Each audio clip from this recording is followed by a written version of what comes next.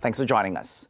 The attendance of nearly 100,000 visitors from various backgrounds to the Prime Minister and Cabinet Minister's Aidilfitri Open House in Sri Perdana in Putrajaya on Sunday clearly proved the togetherness of Keluarga Malaysia.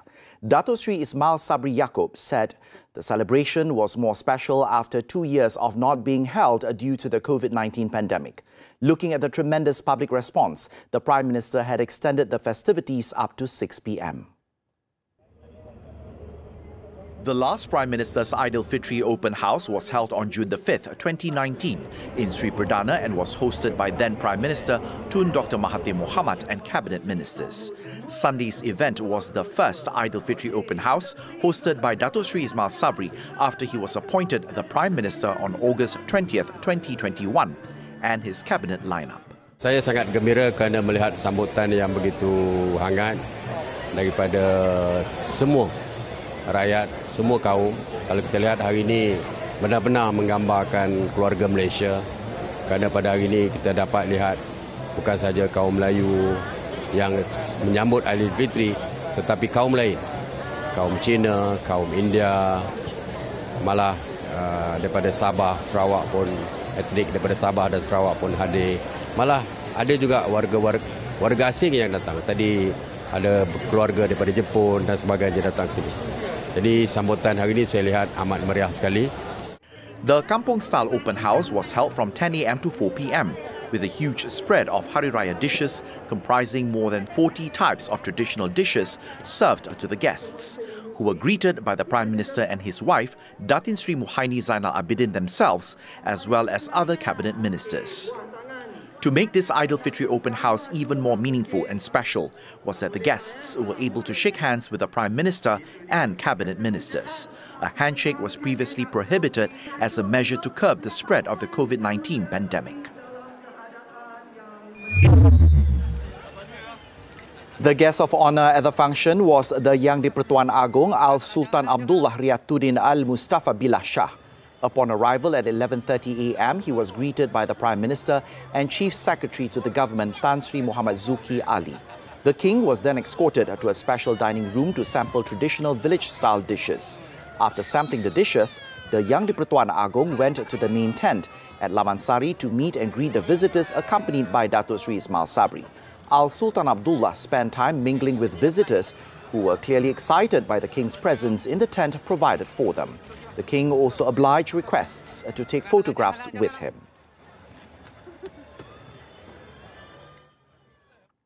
And for the visitors, they took advantage of the extended 2 hours to experience the village setting at the open house.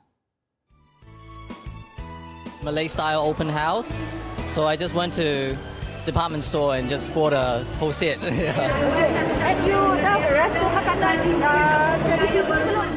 Yes, I like the satay and bamboo rice. Yeah, it's very special. It's very delicate, very nice. Sebelum ni bila tak ada sambutan COVID, macam mana bagi tak meriah ke? Memang tak meriah. Selalu tahun-tahun kita orang datang sini dari Seramban. Ya, kami dari Seramban. Dah 2 tahun sebelum ni pernah datang. Yang ni kali kedua. For house, yang ni baru pertama kali. Disebabkan tahun-tahun sudah selalunya PM akan buat pada hari pertama. Jadi saya tak berpeluang lah sebab balik pulang beraya di kampung. Jadi tahun ni saya baguslah idea yang PM keluarkan dan saya mengharapkan supaya diamalkan lagi untuk tahun-tahun ke depan lah.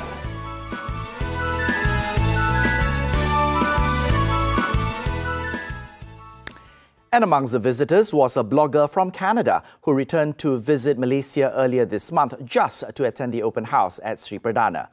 The blogger was not only excited to meet Dato Sri Ismail Sabri, but also loved the festive atmosphere such as music, songs, food and traditional clothing of the country. The 31-year-old from Toronto shared his excitement with our reporter, Nur Shafika Damanhuri, who was also at Sri Perdana. Take a look.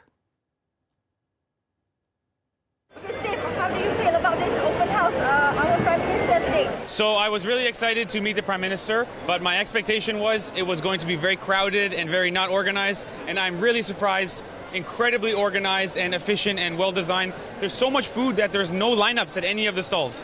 So everything is really surprising me, and I'm having much more fun than I expected. And now I'm going to go meet the Prime Minister, I hope.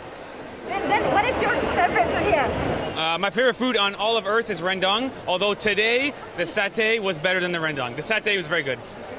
So is this the first time you come to this open house? First time at the Prime Minister's open house, yeah. What makes you feel that you want to come here? Well, it was a unique experience, and we were in Malaysia 2 years ago, but they didn't do the experience because of COVID. So this year they said, okay, it's open. I said, let's try. And it's a really good experience. And you put that? Yes, I'm wearing my Raya outfit. Are you purposely buying? I even tied something myself. Wow. So you bought this outfit purposely for this? I bought it for Raya. My friend brought me to Raya. So I bought it for Raya, and then I wore it again today. So any food for this event? Pardon me? Maybe you wish next year it will be the same kind of event? Pardon me, sorry? Do you think that maybe next year you want to come too? Yes.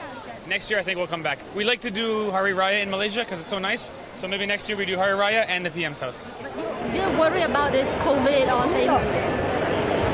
No, it's okay. I am full-time traveler, so the past 3 years I've been traveling the whole time, right through COVID, everything. Just follow the rules and stay safe, and it's okay.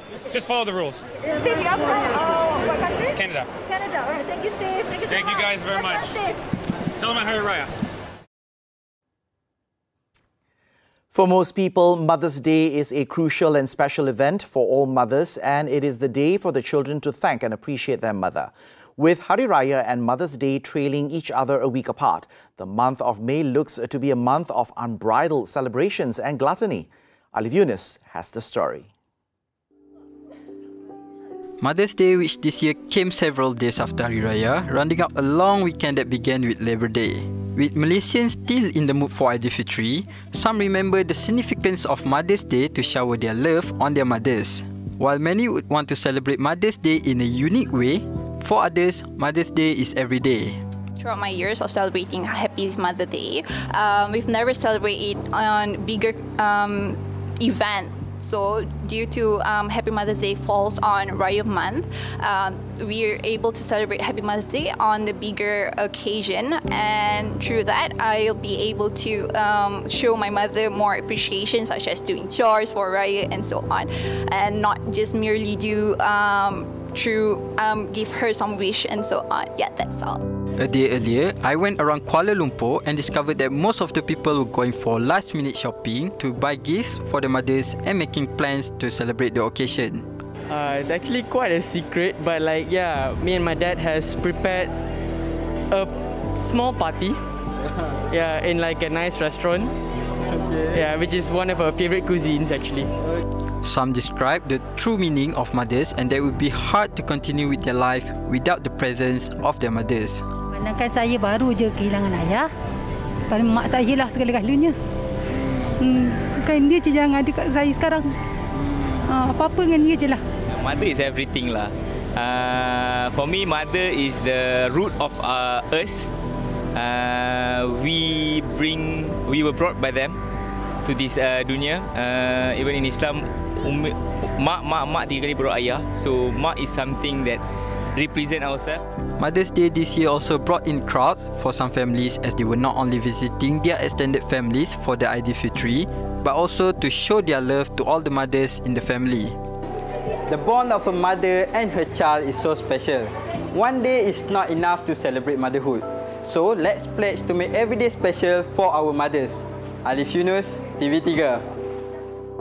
Mak,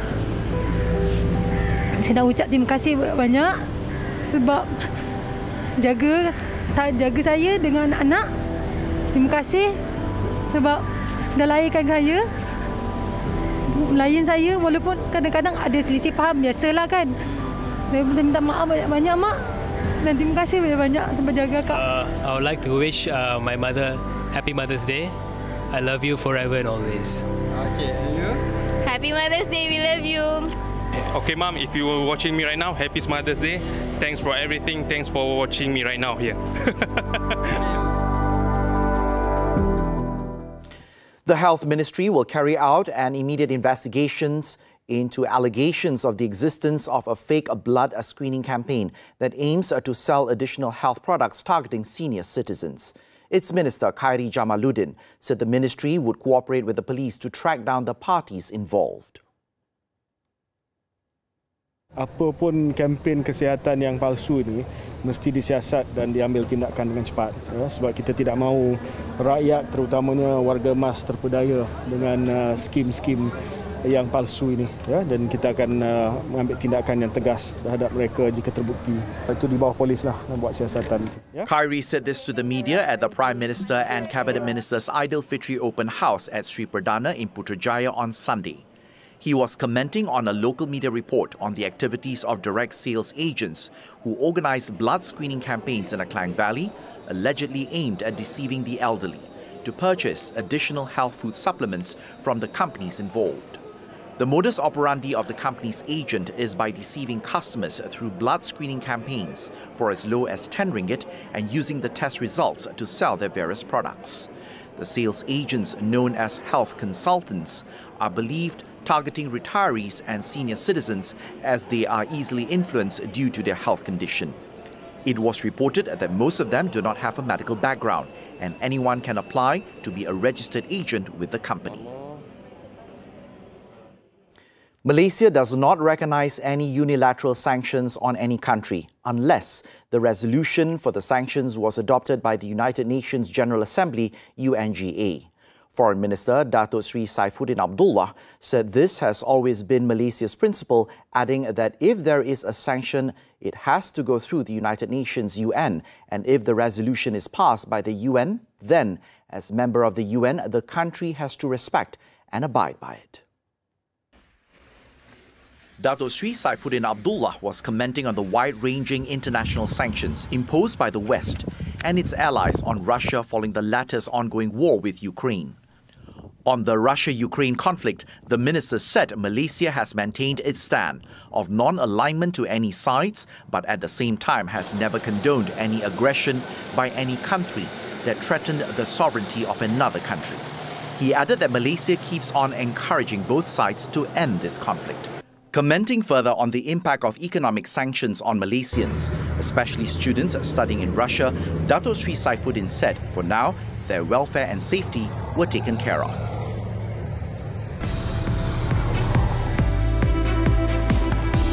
More local updates later in the bulletin. But first, after this short break, Japan to further ease border controls. Stay with us.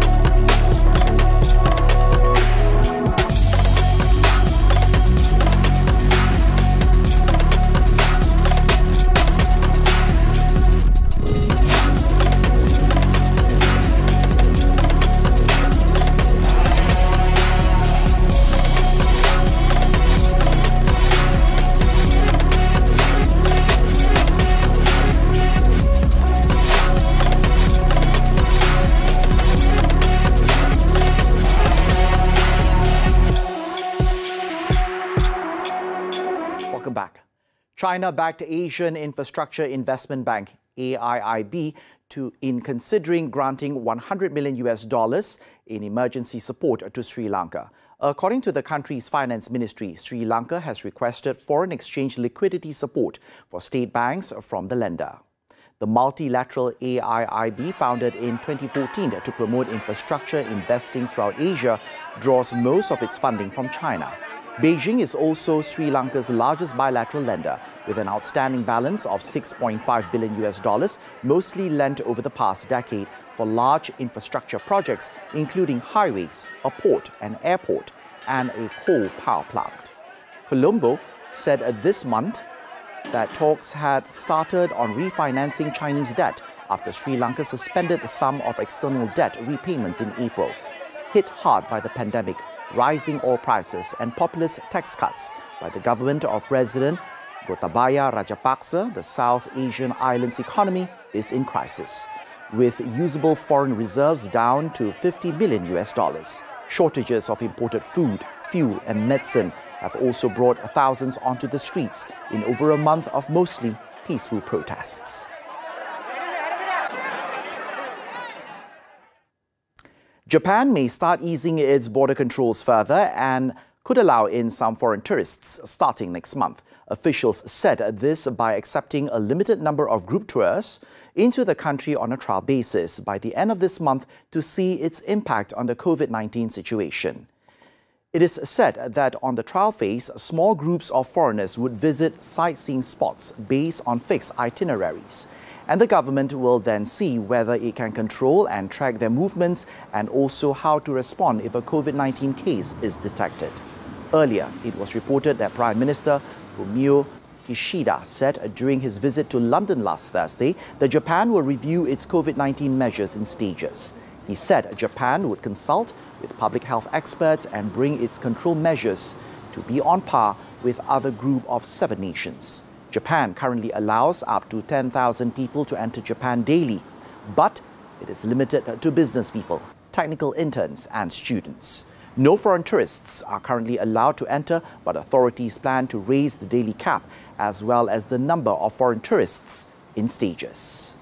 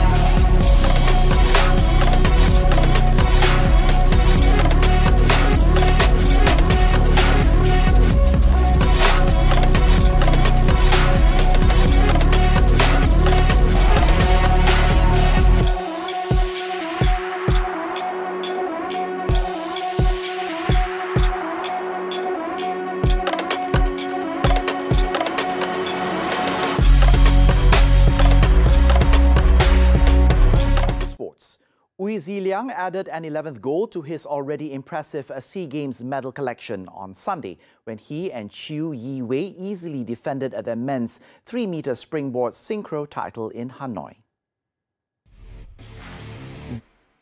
His victory gifted the national contingent their second goal of the day after Dhabitah Sabri had won the women's 1-meter springboard earlier. Ziliang Yiwei blew away their only challengers in the event, Nguyen Thung Duong, Huang Thi An of Vietnam, by posting a 6-dive total of 395.79 points at Mai Di Aquatics Centre. Thung Duong Thi An scored 305.64. Ziliang will be gunning for his 12th goal when he competes in the men's 1-meter springboard individual on Monday. Earlier in the day, divers Dhabitah Sabri and Kimberly Bong gave Malaysia a flying start at the Hanoi Sea Games with a 1-2 finish in the women's 1-meter springboard. Dhabitah was in a class of her own when she chalked up 290.45 points over 5 dives at the Mai Din Aquatics Centre. Kimberly finished a distant second on 230, while Vietnam's Ngo Phuong Mai claimed the bronze with 224. It was Dhabitah's 5th goal at the biennial games after she won a goal each at the previous 4 editions. On to badminton. Malaysia face a do-or-die mission on Monday as they must defeat Thailand to stand a chance of reaching the quarterfinals of the Uber Cup in Bangkok. Malaysia failed to break their jinx against Denmark in the women's team meet when they lost narrowly 3-2 in the opening Group C tie at Impact Arena on Sunday. As Kisona went down 14-21, 15-21 to Mia Bleichfeld. But the team bounced back strongly by winning the next 2 points through Pearly Tan, M. Tina'a and Go Jin Wei.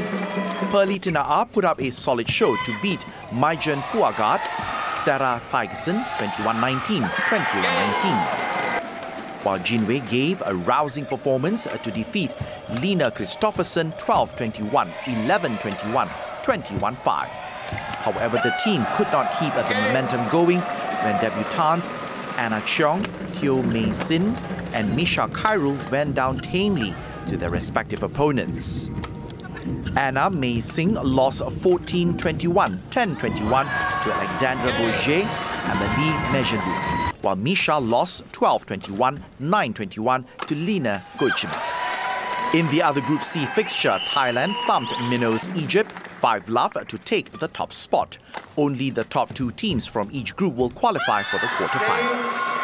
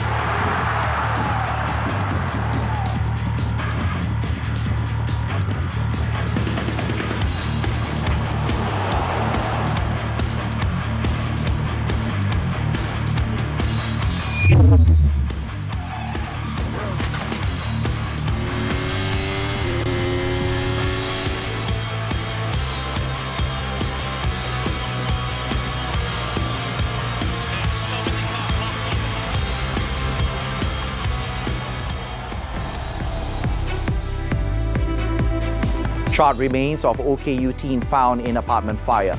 More from the local front when we return.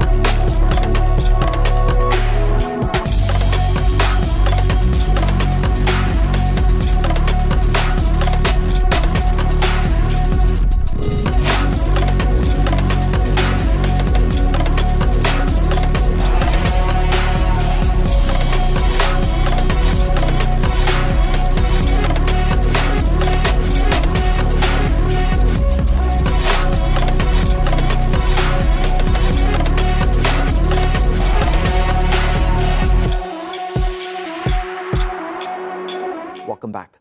Stern action can be taken against those who allow underage children to drive under the Road Transport Act.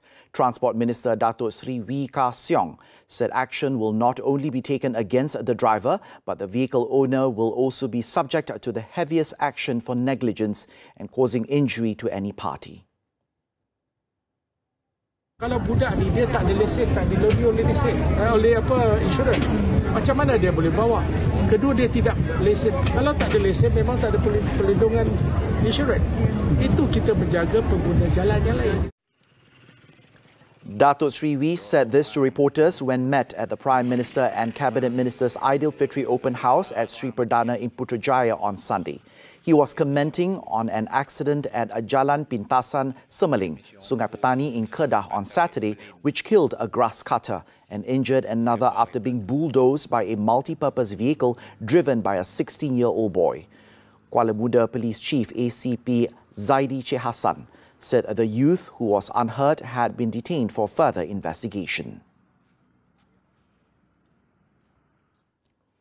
In Pulau Pinang, firefighters retrieved the charred remains of a male teenager after they put out a fire at the Desa Bayan apartment on Sunday morning. The 18-year-old Muhammad Nur Iqmal Iman Muhammad Shakrisham's remains were found inside a room which was 80% gutted. State Fire and Rescue Department Assistant Director for Operations Muhammad Hafiz Hafizal Timaradin said his team was alerted to the fire at 8:59 a.m. and arrived at the scene 7 minutes later. Upon arrival, they found a unit on the 8th floor at the apartment that was on fire. The firefighting team found the charred remains of the boy in one of the rooms when they put out the fire. He also said the deceased sustained 10% burns on his back, adding that the victim could have suffocated. Investigations found that the victim was home alone at the time of the incident, while his father went out to work as per usual. The victim, a person with a disability, had just lost his mother in March this year to cancer. The remains were handed over to the police for further action.